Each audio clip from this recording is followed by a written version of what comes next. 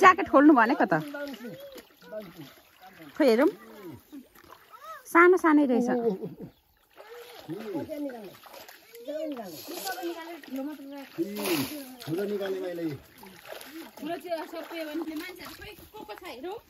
नानी के हो यो के हो रे यो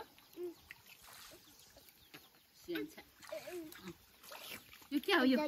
के हो यो मौसु के हो त्यो फिस फिस मिस दाइले चाहिँ चने माछा मार्दै हुनुहुन्छ यता र चाहिँ मोबाइल चाहिँ आमामा गरेर यहाँ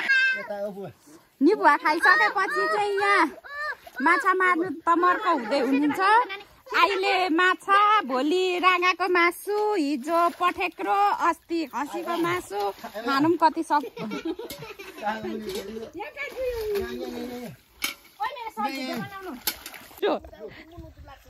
कान्छी भाउजू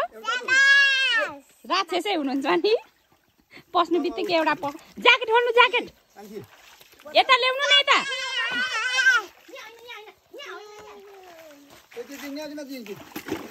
होइन ठुल्ठुलो मात्रै छानेर मार्नु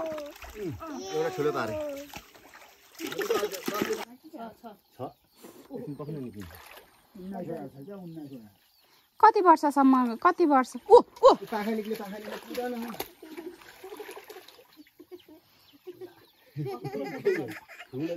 यता आयो कान्छी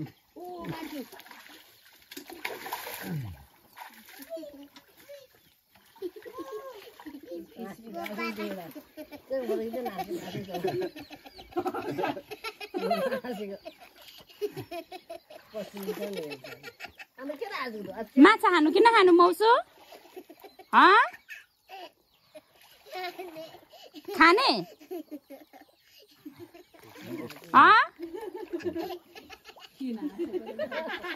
ऊ खाएको होइन पठेक्रो अस्ति खसीको खाएको नि आज हिजो बेलुका त कुखुराको खाएको त साँच्ची अनि ओ भाउजू भोलि ऊ खाने नि अनि अस्ति पठेक्रो अस्ति खसी कति वर्षको लागि खाँदैछ यो मान्छेहरूले आगो मात्रै आउने अब त मलाई त जोडी लिएर आउँछु होला मेरो जोडीलाई नि माछा राखिदिनु को कता कताबाट हेर्दैछौ मेरो जोडी जोडी त त्यहाँ पो रहेछ कति मजाले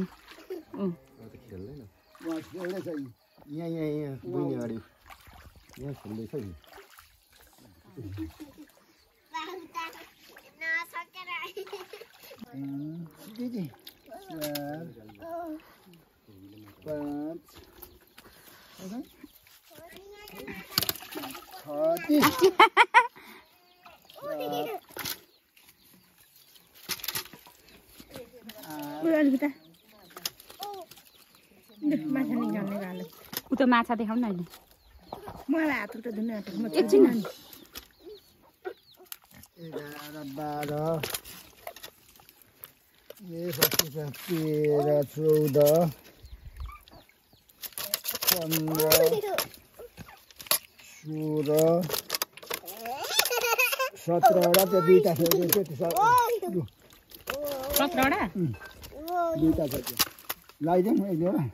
17 दुईटा मात्रै रहेछ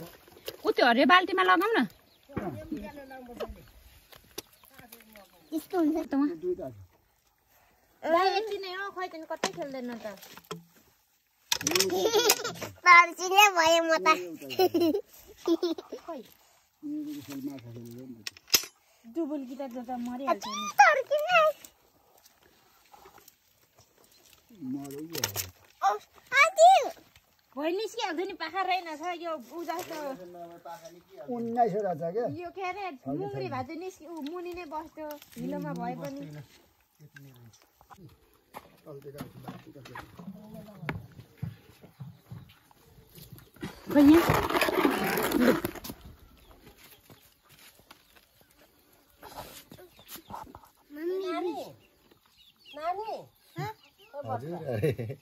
हजुर भन यहाँ नि फिसको आई खोइ आई हो त्यो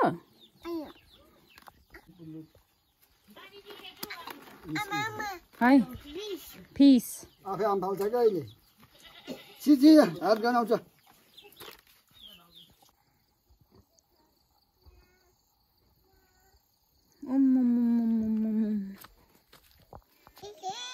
माछा खेलाएर चाहिँ नमारी पठाऊ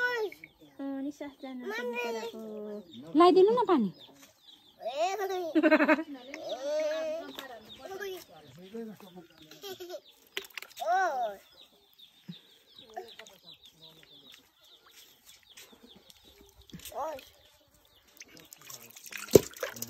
त्यो मरेको क्या